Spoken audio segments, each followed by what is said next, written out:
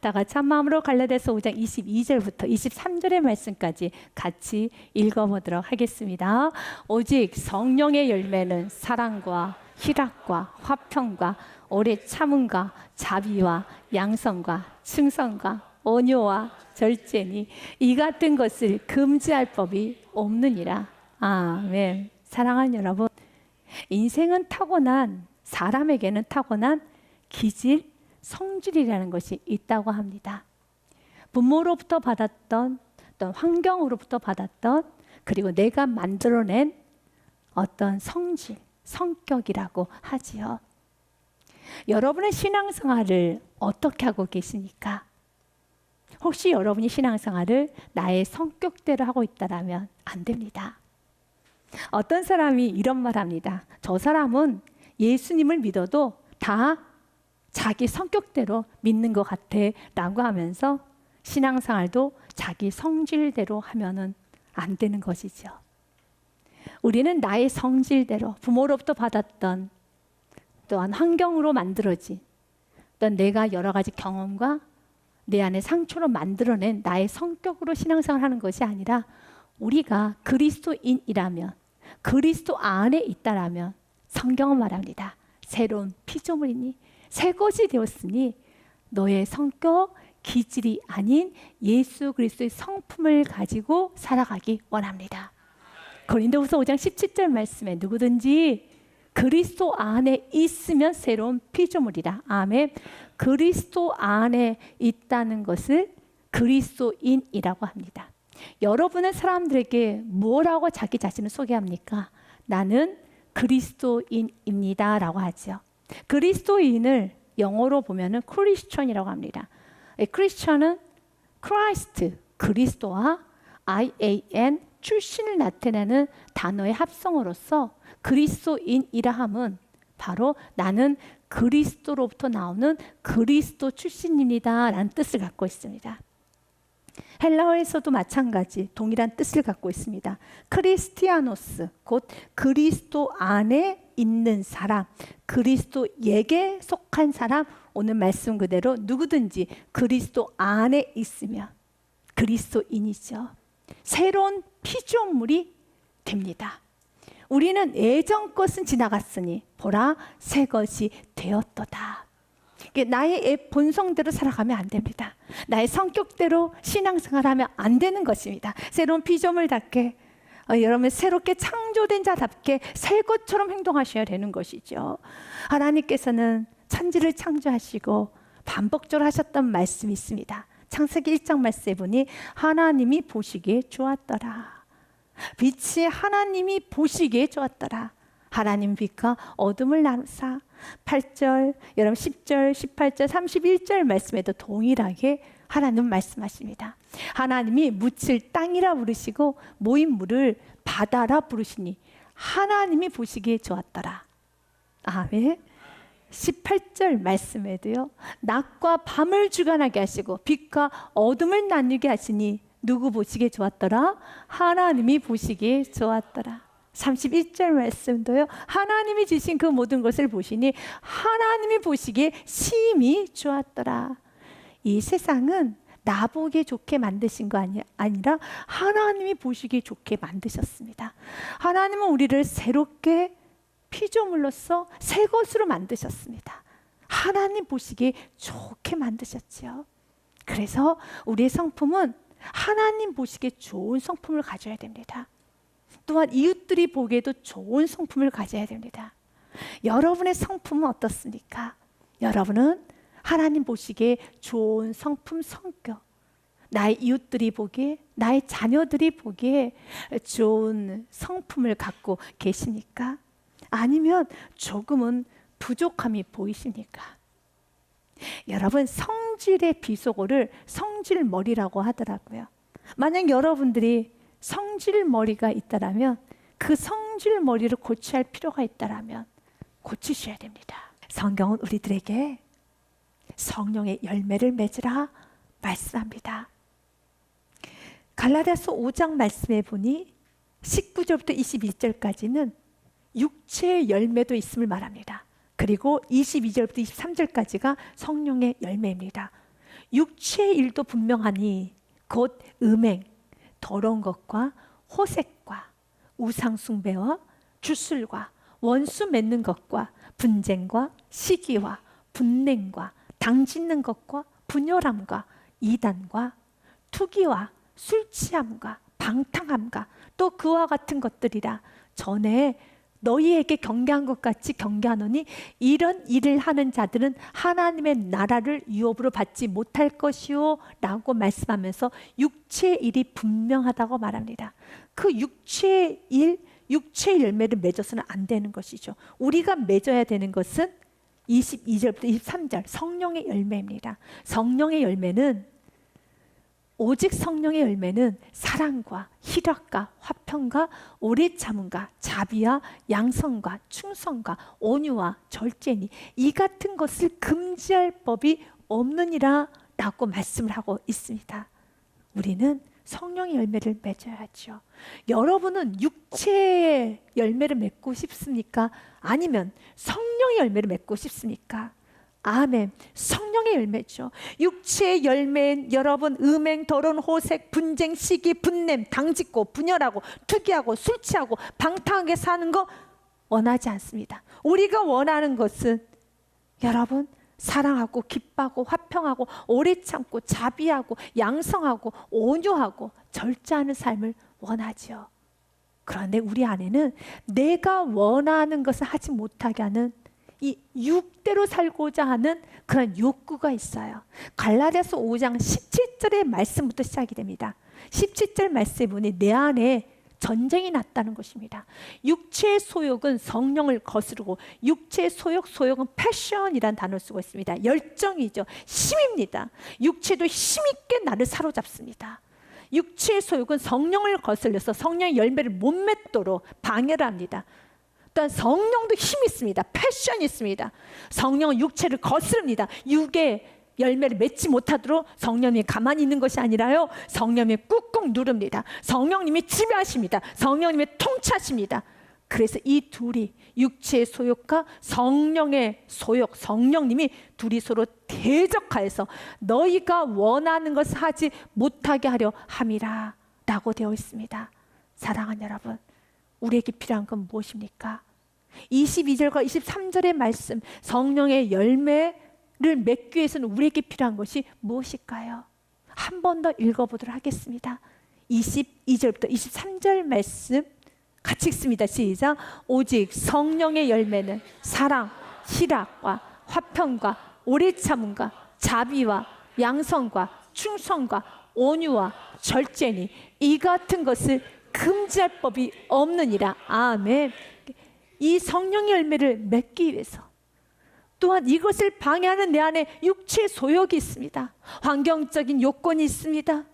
여러 가지 또한 내 안에 연약함이 있습니다. 이런저런 천만 가지의 변명, 핑계와 합리화를 가지고 우리는 나는 못합니다, 나는 이런 열매 못 맺습니다 라고 거부하고 싶은 마음이 있을 겁니다. 그러나 사랑하는 여러분, 이 거부하고 싶어하는 마음, 내 안에 있는 모든 욕심, 내 안에 높아진 마음, 내 안에 그런 모든 것을 이제는 십자가에 못 박아야 되는 것입니다. 그래서 성령의 열매를 맺기 원하느냐? 24절로 가야죠. 같이 읽습니다. 시작. 그리스도 예수의 사람들은 육체와 함께 그 정욕과 탐심을 십자가에 못 박았느니라. 아멘. 매일매일 고백해야 됩니다. 나는 죽었습니다. 내 안에 예수 그리스도만 삽니다.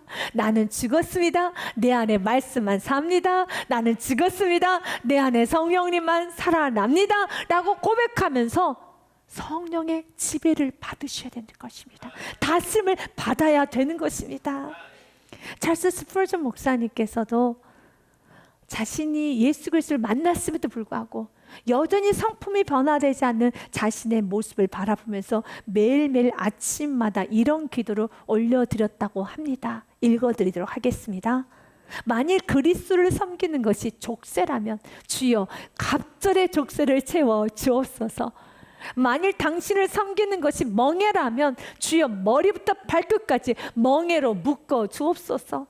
왜냐하면 나에게 있어서 당신의 족쇄와 멍에로 묶여지는 것이 유일하며 완전한 자유이며 사람다운 삶을 살 수 있기 때문입니다.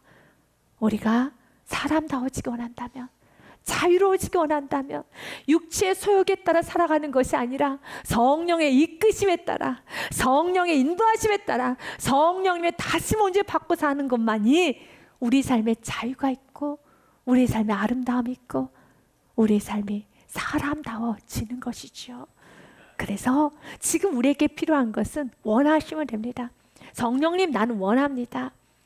당신의 인도함 받기를 원하고 나의 힘으로는 열매를 맺을 수 없음을 나는 분명히 알았으니 이제는 날마다 성령의 인도함을 받을 것이고 공급을 받을 것이고 성령의 다스림을 받겠습니다. 이제 내가 원합니다. 원하기만 하면 되는 것입니다. 원하고 그분의 말씀에 나는 순종하겠습니다. 나는 잘 알지 못하지만 내가 맺고 있는 열매가 어떤 열매를 맺게 될지도 모르겠지만 그러나 나는 오늘 하루하루 순종으로 나아갑니다. 나는 오늘 하루 순복의 삶을 삽니다. 그러면 여러분 인생에 많은 열매가 맺어지게 되어 있습니다. 우리가 첫 번째로 맺어야 되는 열매는 사랑입니다. 여러분은 사랑을 아시나요? 아, 목사님, 제가 한 사랑했습니다 라고 하시는 분도 있으실 것입니다. 사랑에 대한 문자적인 의미, 사전을 찾아보았더니 사랑을 이렇게 정의하더라고요. 사랑은 다른 사람을 애틋하게 그리워하고 열렬히 좋아하는 마음이 사랑이라고 합니다. 누군가를 향해서 애틋하게 좋아하고 열렬히 그리워하는 마음, 사랑이죠.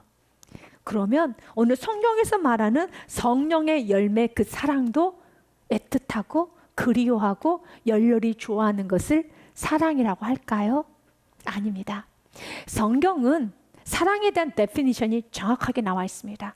고린도전서 13장 말씀해 보니 사랑이란 이런 것입니다 라고 말합니다. 같이 읽겠습니다. 시작. 사랑은 오래 참고, 사랑은 온유하며, 시기하지 아니하며, 사랑은 자랑하지 아니하며, 교만하지 아니하며, 무례히 행하지 아니하며, 자기 유익을 구하지 아니하며, 성내지 아니하며, 악한 것을 생각하지 아니하며, 불의를 기뻐하지 아니하며, 진리와 함께 기뻐하고, 모든 걸 참으며, 모든 것을 믿으며, 모든 것을 바라며, 모든 것을 견디느니라. 아멘. 이것이 사랑의 데피니션입니다. 사랑의 정의입니다. 사랑은 좋아하고 그리워하는 것만 사랑이 아닙니다. 사랑은 오래 참는 겁니다. 사랑은 온유하는 겁니다. 시기하지 아니하는 겁니다. 사랑은 불의를 기뻐하지 아니하고, 사랑은 오직 그의 유익을 구하고 끝까지 견디고 참고 인내하는 것이 사랑이죠. 이 땅에 육신의 모습으로 오신 예수님께서 그 사랑을 보여주셨습니다. 예수님께서 양육하였던 제자들, 예수님을 배신하고 떠났습니다. 그러나 예수님은 끝까지 오래 참으셨습니다. 사랑을 보여주셨습니다. 또한 유대인들 예수님을 향해서 비난하고 조롱하였습니다. 그럴 때 예수님은 그들을 향해서 성내지 아니하고 진리로 그들을 다스려 주었습니다. 또한 오병이어 기적에 떡을 먹었던 수많은 이스라엘 군중들, 예수님을 환호했습니다. 예수님을 왕삼고자 했습니다. 그러나 자기의 계획과 다르게 되자 예수님을 향해서 돌을 들었습니다. 비난을 합니다. 죽이라고 소리를 칩니다. 그때 그들을 향하여서 외면하거나 버리지 않고 끝까지 오래 참고 끝까지 견디고 끝까지 그들에게 긍휼을 베풀어 주었습니다. 이것이 사랑이죠. 사랑하는 여러분, 우리가 해야 되는 사랑이 바로 이런 사랑입니다. 예수님이 하셨던 그 사랑을 우리가 하는 겁니다. 누구에게요? 나의 가족에게, 나의 이웃에게, 또한 나의 여러분 사랑하는 사람들에게, 더 나아가서 이 나라의 민족 세계 열방까지 우리가 해야 되는 사랑은 예수님께서 우리에게 베풀어 주신 사랑을 실천해야 됩니다. 여러분 하실 수 있겠습니까? 아멘, 맞아요. 그러나 마음 한구석에는 주님, 나는 나의 가족조차도 이런 사랑을 못하고 있습니다. 맞아요. 사랑이란 이 성령의 열매는 우리의 힘으로 맺는 것이 아닙니다. 우리의 힘으로 맺을 수도 없습니다. 가장 중요한 것은 여러분, 내가 사랑의 열매를 맺고자 하는 나의 결단, 나의 의지, 나의 원함과 함께 주여 그렇기 때문에 내가 주님 안에 거하겠습니다. 내가 주님 안에 거하겠습니다. 그리고 내 안에 계신 성령님의 인도함을 받겠습니다. 갈라디아서 5장의 16절 말씀에 보면 너무 귀한 말씀이 기록이 됐습니다. 내가 이르노니 너희는 성령을 따라 행하라. 그리하면은 육체 욕심, 이기심, 정욕, 탐심, 그 모든 육체에 여러분 지저분한 모든 것들을 이루지 않게 되는 겁니다. 그리고 열매가 맺어지는 것이죠. 주님은 오늘도 우리가 성령을 따라 행하기 원합니다. 내 안에 계신 성령님께서 가르쳐 주셨어요. 사랑은 이런 것이란다. 너의 성격대로 신앙생활하지 말아라. 너의 성질대로 예수 믿지 말아라. 너의 성품을 주장하지 말아라. 이제는 나의 성품, 나의 성질, 나의 성격, 나의 기질을 다 벗어버리고 오늘 주님께서 나에게 원하시는 이 말씀을 듣고 이 말씀에 따라서 진리의 성령님이 여러분의 삶을 인도하여 주실 것입니다. 그때 그 성령님에 따라 행하시면 되는 것이죠. 예수님도 사랑에 관하여 말씀을 하셨습니다. 예수님께서는 마태복음 22장 말씀에 먼저 하나님을 사랑해라, 그리고 이웃을 사랑해라 라고 말씀하셨어요. 예수님께서 이르시되 내 마음을 다하고 목숨을 다하고 뜻을 다하여 주 너의 하나님을 사랑하라 하셨으니. 아멘. 어제보다 오늘, 오늘보다 내일 더 하나님을 많이 사랑하십시오. 하나님의 사랑을 많이 하십시오. 그리고 이것이 크고 첫째 되는 계명이요, 둘째도 그와 같으니 이제 내 이웃을 내 자신과 같이 사랑하라 하셨으니. 이것이 이 두 계명, 하나님을 사랑하고 이웃을 사랑하는 이 두 계명이 온 율법, 모든 말씀과 모든 선지자가 선포했던 구약의 말씀과 이 신약의 모든 말씀의 강령이니라, 원칙이라는 겁니다. 이로는 하나님을 사랑하고 이 땅에서 이웃을 사랑하는 삶, 우리가 이 땅에서 맺어야 되는 아름다운 사랑의 열매이죠. 여러분들에게 질문하겠습니다. 지금 여러분의 마음이 우울하고 두렵고 걱정이 많고 또한 자꾸 신앙에 대한 의심이 생기고 하나님의 사랑에 대한 의심, 나의 신앙에 대한 의심, 또한 내가 무시받는 느낌, 내가 사람들에게 참 초라하게 느껴지는 그런 감정으로 여러분이 가득 차 있다라면 지금 여러분이 해야 되는 건 헌신하는 겁니다. 사랑하는 겁니다. 이럴 때 목사님 정말 질문이 있어요. 이건 아닌 것 같습니다.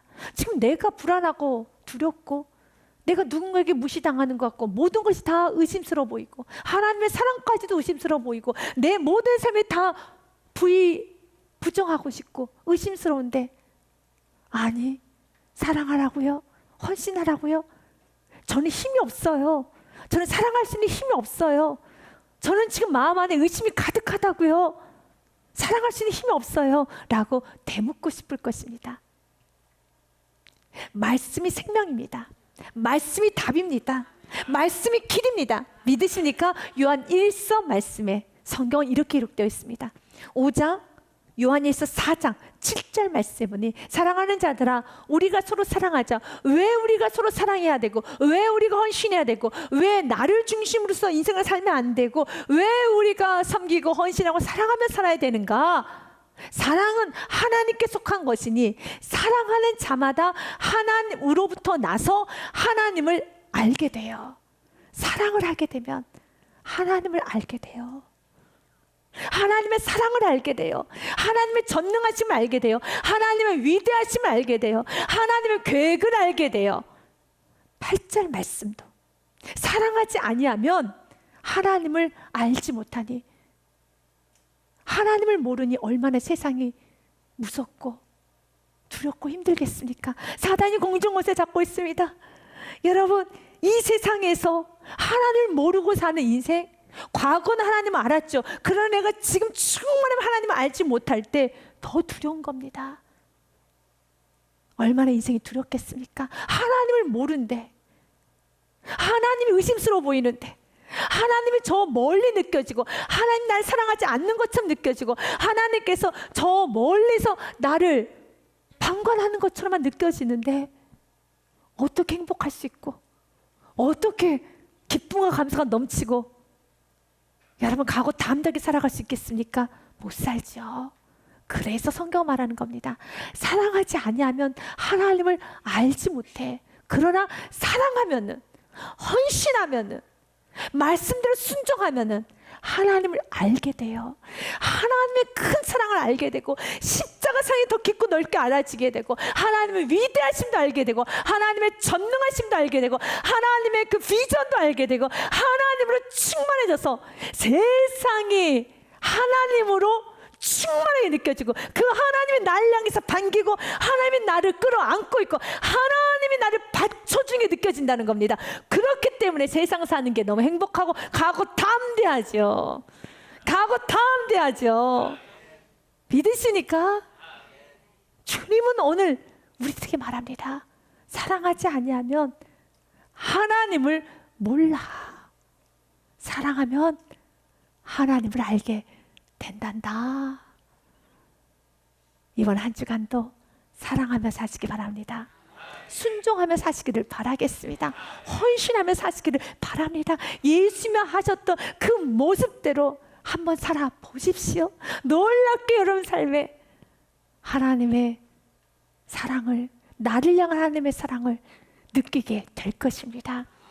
여러분에게 한 가정의 이야기를 전해드리고 말씀을 마무리하고자 합니다. 한 아이가 실수로 유리컵을 깨버렸습니다. 그때 그 유리컵을 깬 그 아이를 향해서 어머니가 이렇게 말합니다. 너는 도대체 눈을 어디다 두었느냐? 너는 눈도 없냐? 라고 아이를 꾸짖습니다. 이렇게 꾸짖는 소리를 듣자 아이의 아버지였던 남편이죠. 아이 아버지가 버럭 화를 내면서 아니 당신은 그걸 여태까지 치우지 않았어? 라고 화를 냅니다. 이렇게 화를 내고 시끄러워서 큰 소리를 하고 있는 그 모습을 보고 있던 시어머니가 이렇게 말합니다. 며느리를 향해서 게을러. 아휴 게을러 게을러. 그거 하나 치우지 않아. 게을러 게을러 라고 하며 핀잔을 줍니다.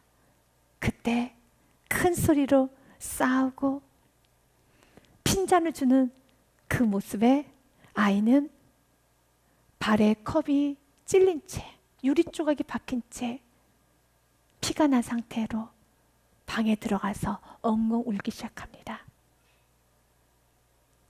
아주 큰 싸움이 일어났죠. 어른들의 싸움으로 번졌습니다.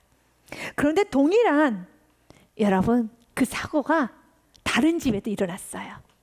한 아이가 실수로 유리컵을 깼습니다. 그럴 때 그 유리컵에 찔린 그 아이를 향해서 할머니, 어머니, 아버지가 다 오면서 어디 다친 데 없니? 괜찮아? 라고 말을 합니다. 그러면서 그때 며느리가 치우기 시작합니다.